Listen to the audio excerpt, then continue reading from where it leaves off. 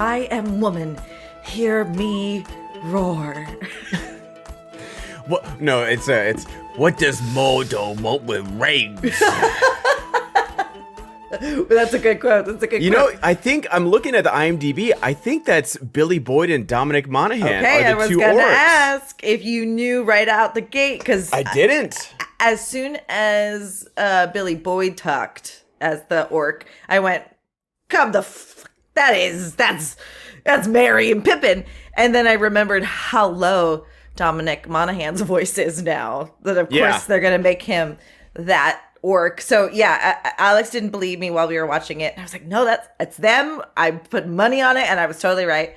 And I think it's really cute. Honestly, I think it's really cute. Part of me wanted really a little bit more, like, oh, what's Vigo doing here? I just don't think they could afford. I'd afford it. Like out of everybody, I think those two are probably, they're very, like, if you look at their IMDb, that's what they've been doing. They've been voice acting, like, basically for 20 years. Oh, like, that's they've been doing a interesting. lot of voice acting stuff. So I'm not saying they're not talented voice actors or just talented actors in general, but I can also say that they are definitely the most affordable of the Fellowship. Sure. That's interesting based off like the comment that Kate Blanchett made recently, where they didn't really get paid much to do the original trilogy in particular. And there's got to be like a heartstrings element too, where they're like, oh, I'll do it. Okay, I'll be Galadriel, or I'll be, like, I guess part of me like really bought that this world was in the Lord of the Rings world and the Lord of the Rings Peter Jackson world that we understand. And so I really wanted to hear some familiar voices. I am not going to complain about getting Billy Boyd and Dominic Monaghan. I thought that was a really You got Miranda cute... Otto as well. Oh, I thought I did recognize voice. Who was she? she was the narrator. She was Eowyn. Oh, that's very sweet. Yeah. Okay, I didn't catch that. I just thought it was low rent Kate Blanchett. No. It was Miranda Otto. Good for her. Good for her. It makes a lot of sense. I have a lot of opinions. Welcome back. It's 2025. This is Podcast The Rings. You know me. I'm Jess. You know him. That's Ben. Ben and I have not talked about this off camera. And by this, recorder. we're talking about Timothée Chalamet's press run for Complete Unknown that I have sent Jess countless TikToks because she has been a day one hater of Timothée Chalamet. That's not true. You have doubted this That's man. not true. It is. I'm ashamed for being attracted to him. That's there was a time where Are he you was still ashamed? No, but there was a time when, because he was young, so much younger than I was at a certain point, but now he's like caught up in the adult age bracket. Yeah. But like I felt that way about Tom Holland. Holland, yeah. Congratulations, him and Zendaya. Let's go. Right? I Crazy. know. I'm happy for them because every time I don't hear about them, which is good for them personally, I'm like, please don't break up. Please. I'm so happy for, like, I love them so much. I feel like this is Tom Holland's biggest role he's ever going to book. And I don't know that this guy's going to work again. You know what? I don't know. No, he's in the new Christopher Nolan movie. He's been cast in the new Nolan movie. So, like, okay, I feel like if someone knows what to do with him, this is the turning point. Yeah. Because this is his, like, Elijah Wood moment here. Like, where Elijah Wood went from kid actor to Frodo. Yeah. And then decided to do a bunch of, like, weird actory things, and he's so good at it. So this is, I'm an adult now. Like, I can be more than Spider-Man moment. And we're going to see if he can do it. I want to believe. I don't know if he can shake it. They tried with him during one of the last Spider-Man runs. There was a movie, like a serious. Yeah, was it called like Cherry or something like that? Something like, I don't even remember. There was something where like, let's see him as a serious actor. I don't know that he's got the chops. Chalamet has the chops. Chalamet is the butcher. He's chopping it up. He's our Daniel Day-Lewis. I might just have said something crazy controversial. I would pay so much money to see Daniel Day-Lewis on all of the podcasts that Timothée Chalamet went on. Like, do you know who Nardwar is? I don't. It's a terrible Nardwar name. is like Terrible.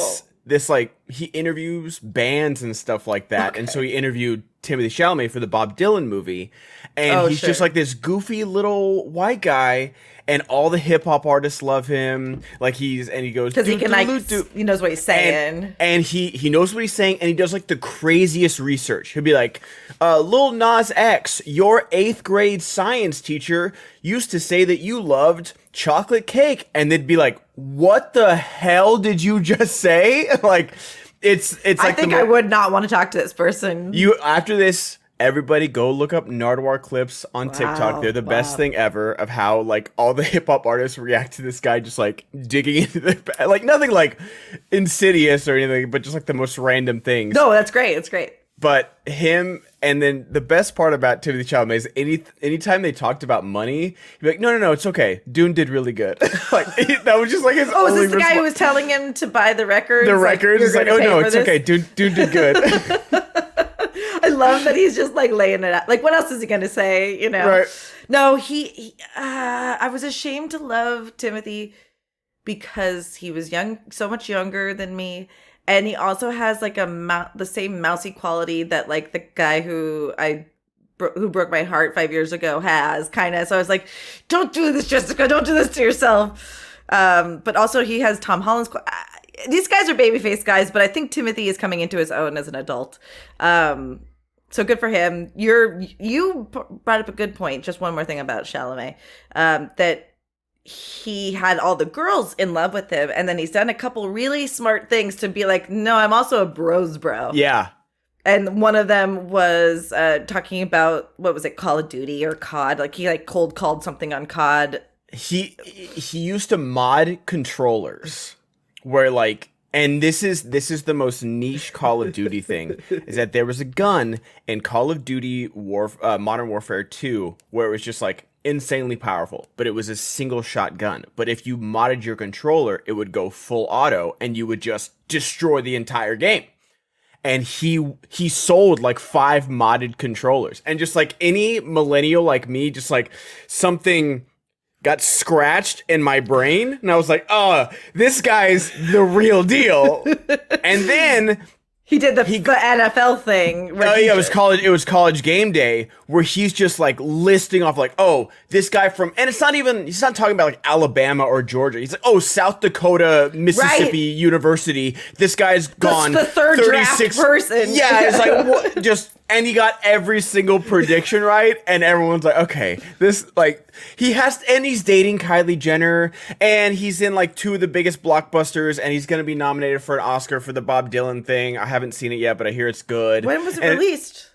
In December. Oh, so they were trying to do it's an awards movie for sure. But yeah, it's just I have no positive feelings about that movie. I know nothing about it. I'm not interested in it. I like Bob Dylan guy. Well, and that's the thing. I will see it for him. I like Bob Dylan. I don't love Bob Dylan, but I like him. I just don't know if people are going to care. But if you look like Timothée Chalamet, you gotta do the Bob Dylan movie. I don't think that was down the pipe until they saw Timothée Chalamet. Anyway, we're here to talk about War of the Rohirrim. Like I said, Ben and I have not talked off screen about this. I'm mostly just getting memes about Timothée Chalamet from Ben. So we're here to share. Doing my just desserts, guys. Yes, you are. We're here to share our thoughts on the movie, and I want to start macro and then go micro. What is your overall opinion of this movie? I thought, and I'm fully aware of my Middle-earth bias, but I thought this was a perfectly enjoyable movie. I didn't clap at the end. I wasn't crying. I wasn't, oh my God, I can't wait to see it again. But I was like, you know what? That was great. My main thought was that this would have been a perfect time to release an anthology anime series. Whoa. Of like, they've done Star Wars Visions, they've done, Marvel What If, they've done all these different things. Love, Death, and Robots. We have all these like anthology series going on. And I realize a lot of this is about like the rights. They had to release something theatrically, so I get it. But this could have been an hour-long anthology of like, here's a fun story about Rohan and how the name Helm's Deep got its name. Right. Totally. I'm inclined to agree with you. I enjoyed it to some extent. I thought some things were a little incredulous. Or I found myself oftentimes going, well, why are they doing that? Why is that happening? Why do we care?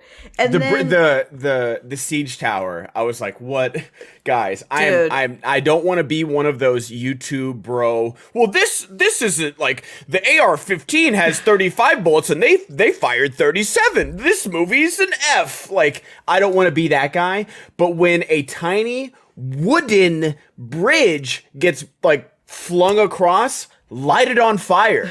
The fact that it's even built the way it's built, like, that's their strategy. That's the definition of you're doing too much. Like, you could have done 3 other siege towers and who's called the guy it a that day. volunteered to be the drum guy on top? Like, how did he draw that short straw? I do love that they followed through and watch him fall.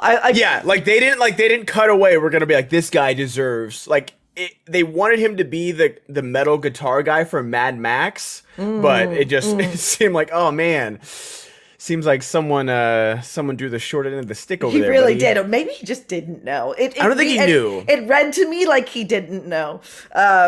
So my overall take is similar to yours, kind of, but maybe a little more drastic. I don't think I ever care to watch this ever again now that I have seen it. I think I also want to address, because it's part of the narrative of the release of this movie, are the people that are like mad that it's a girl boss, mad that Hedda is the lead. I really don't think you could have made anyone else the lead here. I'm actually personally, as someone who's not read the Silmarillion, I'm thrilled to know this story. I'm thrilled to know these people. Mm-hmm. I thought there was like really cool elements of it, and it is so nice that like that is the Rohan that we know. That is the Helm's Deep design that we know. It's not like trying to buy us into like something we don't understand already. But there's not a single through character that stays around presently enough to helm, for lack of a better word, the whole movie. Maybe you could have done it in chapters, like just looking at it from the brothers' perspective, just looking at it from Helm Hammerhand's perspective, maybe Freya's perspective at the third point. But the the Helm stuff when he's like ghostly works because we don't see him. Yeah. I will say probably the best part of the whole movie is Helm going at it on the bridge, or oh yeah, during the blizzard. It was so cool. It was actually incredible. That was like the climax of the film for me. I couldn't have cared less about the wolf Hera story at all, and it was really ham-fisted for me. Anyway, there's a lot of stuff we can pick apart, but that's how I feel overall. No, you're right, because it felt like some stuff was either left on the cutting room floor, and this is where, like, you know, the business side of the movie comes in, where it's very apparent that this was rushed. Like when the bad chieftain comes in, I can't think of what his name is. Freyalof, is that him? Targ. No. General Targ is the guy he kills, that Wolf kills at the end. Yeah. I think it's Freyalof is the bad guy at that Helm kills in the very beginning. Oh, his dad. Yeah, whatever the dad is. Yeah. Or Freka. I can't remember. Freka's the dad. Yeah. So when he's talking, he looks like a Lego character where he's like, you shall marry my son. And it's like, okay. Like, now, there's really good animation in this. There's really, really well done action scenes. But and I realize, like, I'll always cite Castlevania, the Netflix series, is the perfect. If you want to see the distribution of an animation budget, go to Castlevania, because they will have those scenes now. And it's got Oakenshield in it. He's the main character, is the voice of Trevor Belmont. That's funny. Yeah. And an excuse to do this. Oh, look, we're going to talk about Castlevania now. It's awesome. But they will have those like really stilted dialogue scenes. The dialogue's good and the acting's good, but like the animation is like, oh, here's $5. And then it will go into the most dynamic action scene you've ever seen in the final 2 episodes. Like, oh, this is where they spent all the money. Got it. And it felt like that, where they, like an anime 12 episode season, you understand that. Okay, Yeah. like, oh yeah, we're going to do the dialogue, save the money here, and then we got, the big climax at the end. But in a movie, you have the money. This is where the money goes. So like, Alex was saying it's a choice, and I don't buy it because I'm totally with you. There's like nuance of facial expressions that we missed because of this stilted animation. Or maybe it is a choice, but it's a bad choice. Especially now. Now, 10 years ago, if this movie came out, everyone would be like, you know what? It's okay. Like, we got some good, like, the writing was really good. The Watcher in the Water was really cool. The Oliphants look great.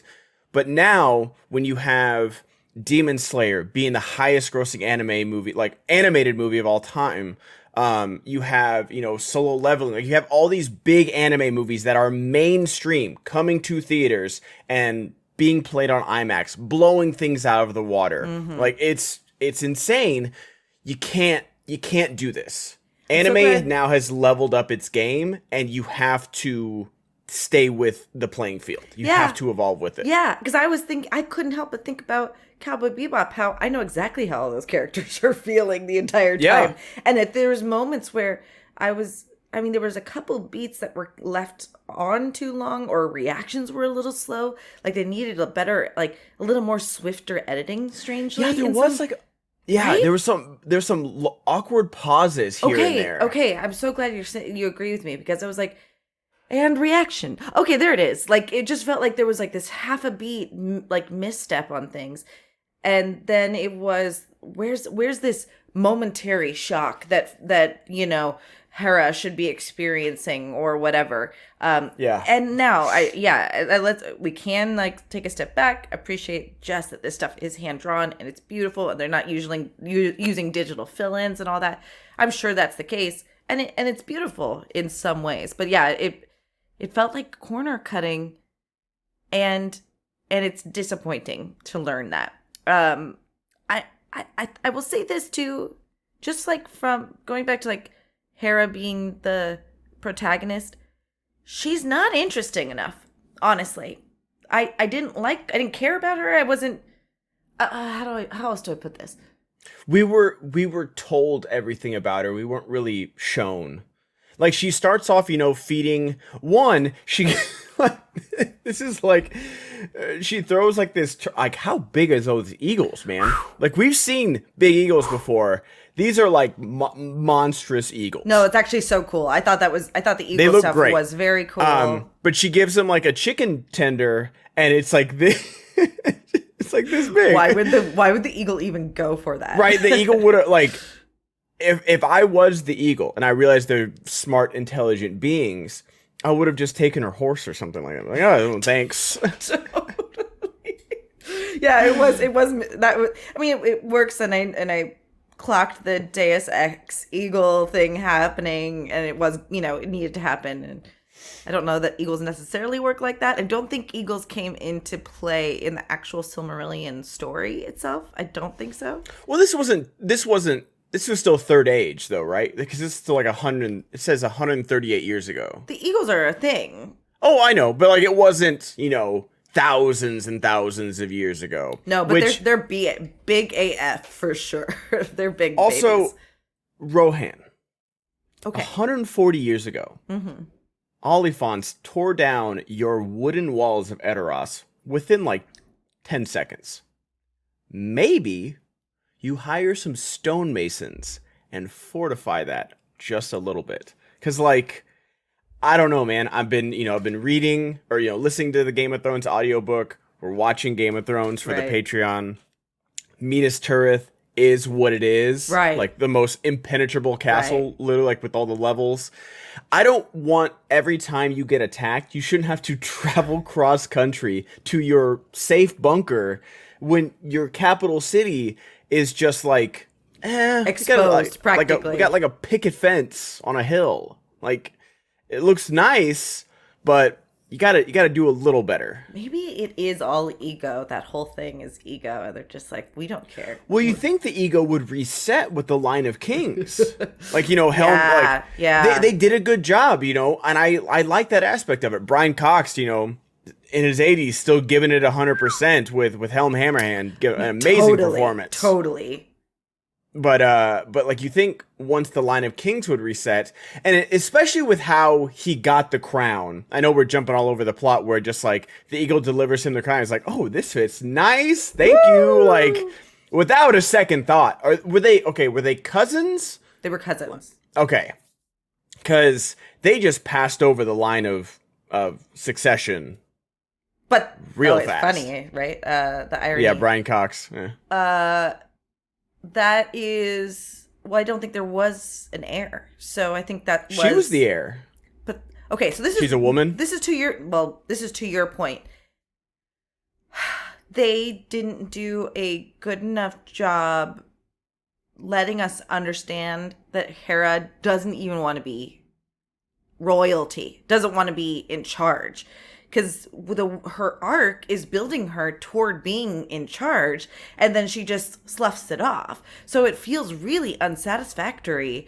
I know that I can appreciate they're not trying to rewrite the story, but this is the challenge in making her the protagonist, to make it really clear that maybe she was offered the kingship or whatever, and she's like, no, this is really not my life. I didn't, I would have married Wolf if that was the case, if this is what I wanted. Yeah, they needed to let us know, like, oh, she has no interest in politics, no interest in, the Game of Thrones or whatever you want to call it or anything like that, because it just seemed like, because like if this same thing happened to Éowyn, and she didn't, like, if Éowyn didn't marry Faramir, right, everyone would expect Éowyn to rule.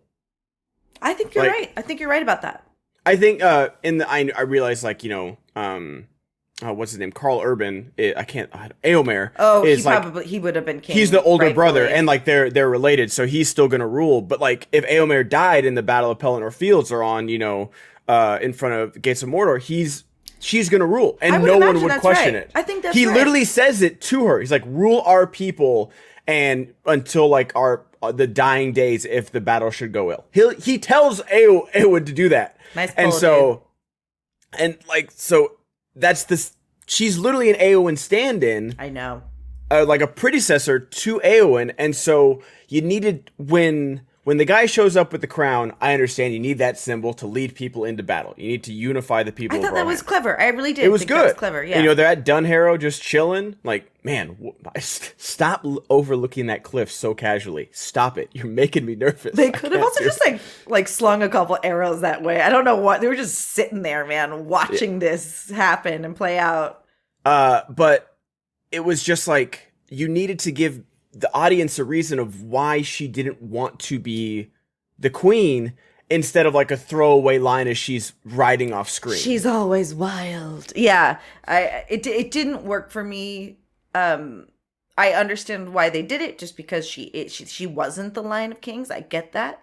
But they built her arc incorrectly. Then I think. Yeah. And I don't want to say this wrong, but like, she should have died.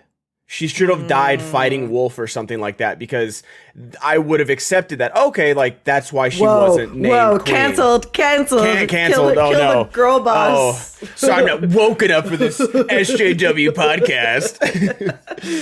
But it's just like, that would have been a legitimate reason for her not becoming a king and, keeping, like, I'm not asking you to rewrite the entire history of Middle Earth, but it's like, but Hera wasn't written about much, so they had the opportunity. Yeah. She was just mentioned, which is why I think people were pissed, because there was no story about Hera. The story is about Helm, but Helm dies halfway through. So you do need something to tie both ends together.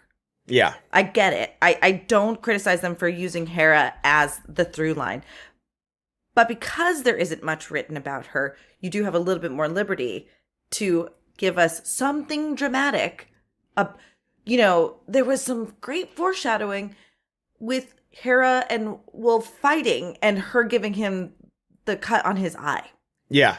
They didn't give us that foreshadowing of that fight, or the mirror of that fight well enough.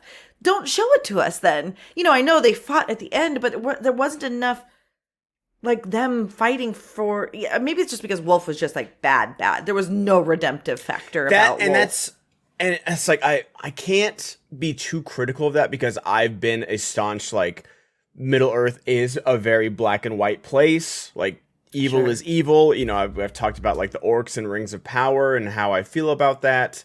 But it's just like, he goes from like, oh, I know I've got like a dark side, but we should get married to, I'll kill all of you and lie to everybody. And I'll like throw a baby over a wall, or just like, it's like the most like he goes full mustache twirling evil villain ever. Is this an allegory for incels? Like being rejected by a dude? I think you could read it like that. I'm just saying, it's like an element of it, is all. But it's like he does have that moment where she like offers him, it's like, I will agree to marry you. And he's like, oh, agree? Like it's not good enough. It's like, okay, dude. Like, yeah. Have you seen what you've done? Like, you just murdered her whole family, and she's still like, and like they even had like, you know, the general that was like, hey man, chill.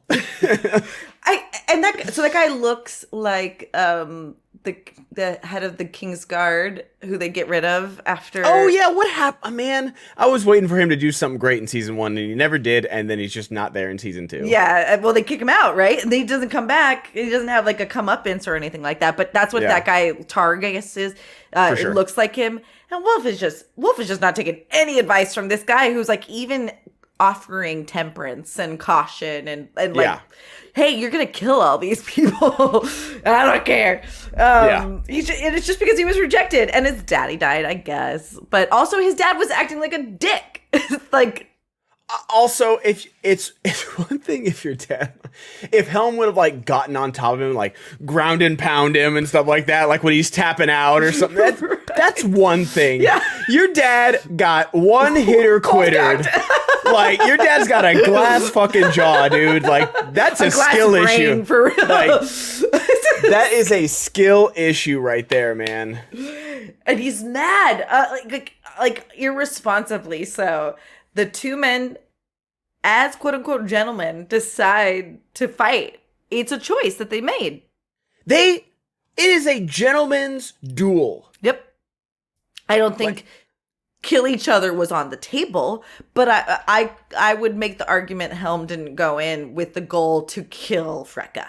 I don't think he went to the goal to kill Freka, but I also feel like in these times, it's always on the table. Sure. Like we see it like, you know, like in Game of Thrones, like at the tourneys where they're using like tourney swords and, you know, wooden lances and stuff like that. Swords can be drawn. That's right. If you want to go there, we can go there. So it's always an option. Yeah. Whether it was on purpose or not is another thing, but it's always like within reach. Like it's 100% accurate. And all Helm did was handle it in like a more courteous way by going, let's go outside, bro. And again, it's like, it was kind of like edging where it's like, this is going to happen. All right, let's walk outside. Yeah. You know, and it was a little anticlimactic. But even that is like, you know, he didn't jump him from behind or something like that. He didn't sucker punch him. He actually took the first punch and was like, that's the best? Okay. Yeah, like, maybe he should have open palm slapped him or something. Man, if you die from a single open palm slap, honestly, I'd probably just be like, yeah, you should just kill me right now because I am coming back because I can't live that down. Like, I can't just live this out. So I will come back for revenge just on principle. But also, again, I don't know what it is about those steps in Edoras where people are like, no, my lord, spare him. And it just leads to the worst tragedy in the history of Rohan. God, you're so right. It's like poetry. It rhymes. It really does. And I'm just like, okay, I don't know if this ever happened in Eomer's kingdom. I don't know if we need that story. But Eomer, just think about this moment. If you have to give someone mercy for revenge or information on the steps of Edoras, just kill him. Just fucking end it right there. Just for the safety of your people. Like, think about the bloodshed that could have been ended. How many elves died? How many men died? My God. Oh, Halif, son of Hama, this is a good sword. That kid's dead. Because Aragorn spared Wormtongue. Spare him, my lord. You're so right. They fucked up. Here's a critique, a valid critique, I think, or well, I guess there's no such thing as a valid critique. One of my biggest problems is I don't give a shit about the brothers, and I really should. We did not get enough information about them. We didn't get anything through their lens. We didn't get their life. By the time their lives are ended, it really doesn't matter. And I feel like that was a failure of the movie. It definitely was. And with like a 2 hour, it says 2:15, but I'll give like 10 minutes to credits. Sure. So, but like with a little bit of over 2 hours, you'd think you'd have time. And it felt like they were in a rush to get to Helm's Deep, to get this first battle over with. And then so much of it was the siege. And there were some really good moments in there. Obviously we talked about the Blizzard and Helm, sneaking everybody and making his last stand. But just like, I could have used more. There's a lot of languishing at Helm's Deep, for sure. I've noticed in my old age now that I have become so much more sentimental. Like, spoilers real quick for this manhwa and anime called Solo Leveling. Okay. And season 2 is on right now. It's about hunters that fight magical beasts, and they're ranked S through E, E being the lowest ranked. And once you're assigned a rank, you can't get any more powerful. So the lowest hunter, Sung Jin Woo, he's the lowest ranked hunter. And then something happens to him that he starts to level up and like become more and more powerful. So there's like these... I thought you said he can't get any more powerful. No, like something happens and like he like breaks the system and becomes like the only hunter that's like growing, essentially, that can do that. And it was really good. The anime is great. It's on like episode 2 of season 2. So if you guys want to catch up, it's great. And then this is the most like a manhwa compared to a manga. Manga is like a comic book, a bunch of panels on one page. I've never heard manhwa before. Manhwa is a Korean manga basically. It's a Korean comic book, and it's one panel per page. So like one panel per page, and like these. Jess, I know you've read some comics, like the big splash pages. Imagine that every page. The most gorgeous art you've ever seen. And he's fighting, orcs and demons and all these crazy things. Amazing.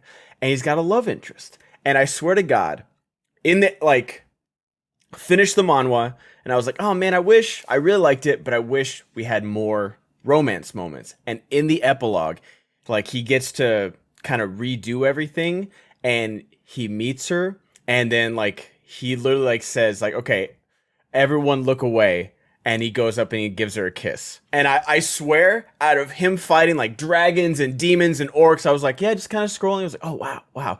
I literally was like, woo! Like, when he kisses her, I swear, I, like, cheered like I was Rudy in, like, the fourth quarter, man.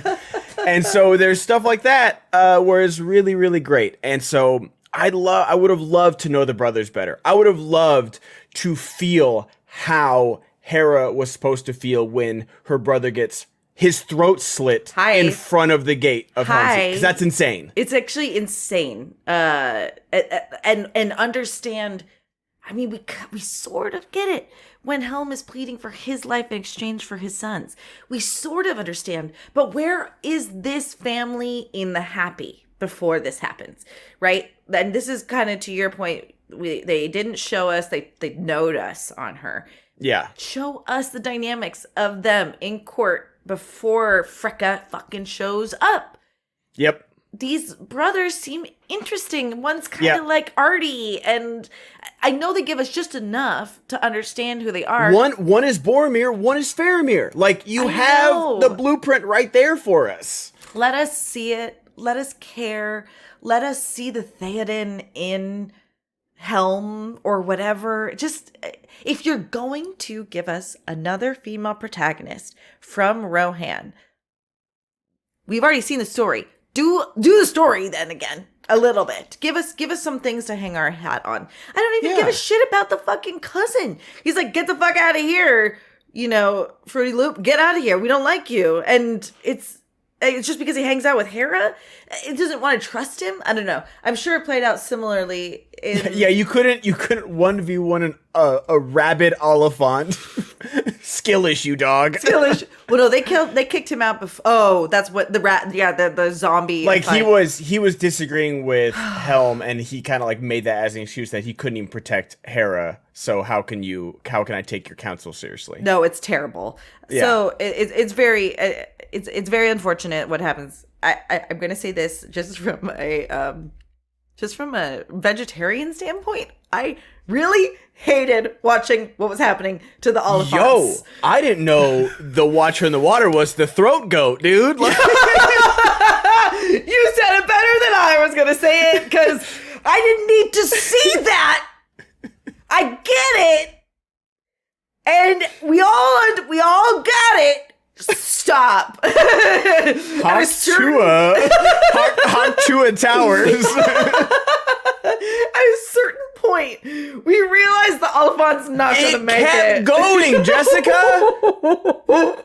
Like, I realize you have to display the horrific thing that is happening on screen. No, you don't. Go under the water. Yeah.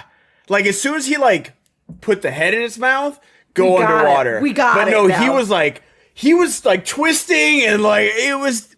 We watched the Watcher in the Water sort out the problem ad nauseum. Like, yeah, on the fly, engineer eating an entire like I've seen that video of like the Komodo dragon eating like the little deer or something, and then just like how am I gonna do this? Like, it's an insane video, but it's like I don't need to see that in Middle Earth. The first point where I was like, this is too much is where they go underneath the elephant and they like gouge it from below. Yeah. It already bothered me that half the ear was cut off and that like its skin was ripped. It was like too much, and like I felt so bad for these abused animals, and it reminded me about how they're abused in Thailand and people aren't allowed to ride them, and they shouldn't, and they're only evil because of their conditioning, not because they should be evil. And then we get that, and it's fucking horrible. And then when they storm the fucking city, it's also these poor animals. It was pretty gruesome, and they did a little too much. It was like the animation was very well done. Like sure. But also artistic. there's just like a Watcher in the Water just chilling in a lagoon there. Like no, I think they brought them. I think they're that close. Are they that close to Moria? Yeah. I guess. I imagine that's the same lake. That was my thought process. I wonder, like, how big the water is around the mountain, the Misty Mountains. Oh, well, she seemed to fucking hit it right on point. Like, yeah, like he's just like an island chilling there. Which is also an interesting depiction. Like, also, like, yeah, dude, like, I feel like animals, hopefully we're smart enough. I'm sure there's like some Darwin Award winners in Middle Earth. Sure. What's up, YouTube? Today we're going after the Watcher in the Water.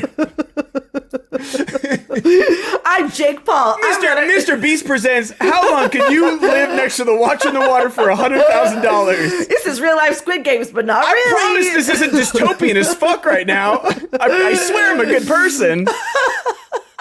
Do you know when I put two and two together that nothing is more dystopian than the fact that we have reality TV shows and the prize is money? Like, that's how much we value money and how little of it is going around. That we watch people like fight for it. But anyway. But yeah, it's just like no one. How does this thing eat? I feel like after, I don't know, a couple of years, no one's going to that lake if you're just chilling. How does a tree grow on it? It moves so infrequently that a tree grows on it undisturbed. It's not like it lifted up the earth. It's like, the earth on the back of a tortoise kind of thought process. That would indicate that it doesn't move. This must sustain it for 20 years. I hope so. I mean, it's not moving much, so he probably doesn't burn too many calories. That's what I'm saying. So I think it doesn't actively, or maybe that's why. I think this is the first, and that's why it was struggling so much. He's like, I haven't seen anything in 15 years. Thanks, bitch. And they've become friends. The Watcher in the water is actually the thing that saves them at the end. Gives it a thumbs up as it's like going back down in the water. Because he has multiple tentacles, by the way. It could reach for a Hera. It could. Yeah, when it like shot out more tentacles, I was like, oh my God. I know this is Japanese, but like we don't need the hentai right now. I pity the person that felt the need to make the erotica because it exists. It's out there. It's out there. Like we've been playing a lot of Marvel Rivals, and like the character designs are so insanely horny, and the character designs have already like leaked. Like hackers have already gotten some of the character designs, like the models, and I'm just like I know what they're gonna do with them. Yeah. I'm not saying I don't, but like I'm glad I don't need to see that. Listen, I've been on a website not meaning to search for this because I don't play this game, but there's plenty of Overwatch information out there. Overwatch borderline spawned this. Like that's exactly right. Yeah. But I did enjoy a lot of this movie, though. Sure. Honestly, like it was entertaining. I thought the voice acting was very, very good. I just thought like if we're gonna be here for 2 hours. That's not a long time, but for an animated movie, it's a long time. You know, show me who Hera is during the siege then. Like, tell me, like, have her tell stories about her brothers. Have her tell stories about what she wanted to be and who, like, that would have been a perfect time to be like, oh, I never wanted to lead. I never wanted to lead my people. Like, she falls into this role so effortlessly and is, like, giving advice to her dad, giving advice to her brothers. Like, she never seems like an outsider. Right. She never seems like, oh, she's the wild child. Yeah. She just seems like, oh, she likes to go riding every once in a while, and because she's a woman, that's a little weird. But it's not that weird. So right. Where's the scene where her brother's stopping her after the war cancel room? Why is she in there? I guess reporting what she saw about the Oliphant. But like, have him stop her and go, what's the problem? She goes, I'm trying to, no one ever takes me seriously. Or, you know, like also, or when it's like, you're supposed to be the leader now. It wasn't supposed to come to me. It never was going to come to me. Though you're so right that we're missing. I'm afraid to agree with, you know, the keyboard lickers saying that like they're just making a girl boss woke film. I don't necessarily agree. I really do think there was no one else that could, in this format of a story, carry the through line from start to finish because no one else exists throughout the start to finish. Yes. Right? So I actually do understand, use the person that has the least amount written about her, but then don't make it a feminist manifesto. Don't make the shield maiden woman also the biggest badass on the planet. I would be so okay if they found a way to make this whole fucking movie about Helm Hammerhand and it's only through his perspective. You know what I mean? Like, yeah. Because that was some fucking dope shit that he was doing. And sad. And it's just like, The King's Speech is not a great movie. It was perfectly fine. But that's it's a good example of like, oh, this was never supposed to come to me. I was like, what do you mean? You know, like he was like third in line for the succession. Like, he was not supposed to be king, and so, like, he never expected to be. I understand what you're saying. And so it's just, like, that's such a good example of how to do that. And so, of, like, oh, unexpected leadership comes unexpectedly, and you just have to be ready if and when the moment is there. And there's good moments of that, but I just wish, I don't know, I feel like I'm just repeating myself of just, like, oh, I just wish we had more from her, because the stuff we did get, I did like. Yeah, totally. I like the voice actor. I like the character design. I think, you know, her showing up in the wedding dress is badass. Like, I'm sorry. I didn't think it was going to be like that when I first saw her in the wedding dress. I was like, oh, she's going to rebel on her wedding day. And, like, I thought that's what it was going to be. And this was so much better. It really was. Yeah. And I thought, like, her final fight with Wolf was really, really well animated. I liked it a lot, but I needed more from Wolf as a villain, and I needed more, like, give me more backstory with them. Was when they got scarred as a child the last time they saw each other? Like, I would have loved, like, give me, like, 3. Give me 3 childhood, teenager, last time you guys talked. Did she retract him sooner? Was it a Joe March thing? Speaking of Timothy Chalamet, like, that scene's been going around TikTok, and I've watched it like 5 times. And it's oh my so God. good. I need Timmy and Saoirse to do, like, they've done Lady Bird, and like that's a TikTok series. Like, don't worry, I won't rat on you. Good, because I'll kill your whole fucking family. Like, they're so good in Lady Bird, and then they're so good in Little Women. I need Greta to put them in. I think she's doing like Chronicles of Narnia on Netflix. I don't know if they probably won't ever do that, like Timothy and Saoirse. They wouldn't do that. They wouldn't do that, but I need them to somehow team up again. Kind of like how Kate and Leo are just so good together. Kate and Leo, Emma and Ryan Gosling. Like, there's just like good pairs out there. Emma Stone. Oh, yes. How often La La have they worked Land. together? Oh my La God. La Land, Crazy Stupid Love, and that. Unfortunately Gangster Squad. It's a very bad movie. I don't know what that is. It's very bad. Anyway, I think you're right. I think there's really not much more to talk about except that, like, at the risk of repeating ourselves at this point, except that the movie was okay. I understand why she was the lead. I think there were fun moments. I thought the Helm Hammerhand fucking frozen in space was incredible. It was just like, I want that on a t-shirt. When he like closes the door on, totally, like on a van or something. Yes. 100%. When he closes the door on her, it's beautiful. I thought they played out the scene of her trying to follow him pretty interestingly. Good for Dominic and Billy. Good to see them there or hear them. Overall, okay. I don't care about this movie though. I don't. Yeah, and it's super unfortunate that just like it's just such a heavy burden for it to live up to this initial trilogy that like every review, even the most like glowing positive, is kind of what we're saying. It's like, oh, it's good. It's not Lord of the Rings, but it's just we didn't need it to be. I didn't need it to be, and it's just like I just need it to be good and entertaining and fun. Yeah. And there were moments of that, but it's just like it's almost more frustrating that the potential was there for it to be great. Now, was it ever going to be Lord of the Rings? No. Guys, stop. Nothing's going to be Lord of the Rings. It is. We watched it again over Christmas, like we always do. And like, you forget how perfectly crafted these movies are, from the most minute details to like the biggest crescendo moments. Nothing is going to be these movies, and that's okay, because these movies exist. We can just enjoy these movies separately without comparing them to everything else in Middle-earth. Those are good. Those are amazing. They're perfect. They're on the pedestal. They've got the gold medal. Let's look at everything else now. Let's look at the rest of the field. And so it's like everybody at the Olympics is still the greatest in the world. Just because there's Michael Phelps, like, that's okay. But just like, it really could have been great. Just a little more character stuff. Give me a reason to care about Hera and her brothers. Here's the problem with doing it like they did. Again, you're right. It's a rights issue. They were probably just trying to get this out before they lost the rights to it, which it's a business.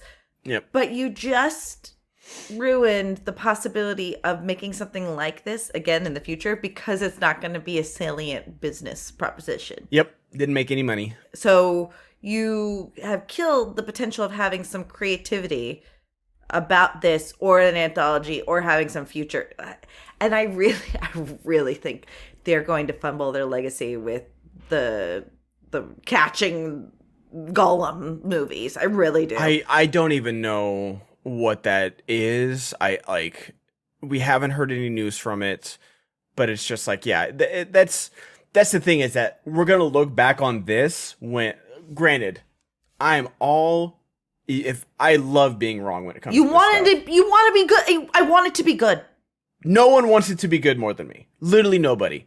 Like, especially if you have Viggo and Ian McKellen coming back, like, and Andy Serkis, obviously. It's confirmed that it's not. I don't know if it's confirmed, but it's been. They said we're like interested or something like that. But it's just like it doesn't look great. The story looks thin as a razor blade, and so it's just like, we're gonna look back on this and be like, oh man, if this was good, this would have just satiated us for years to come.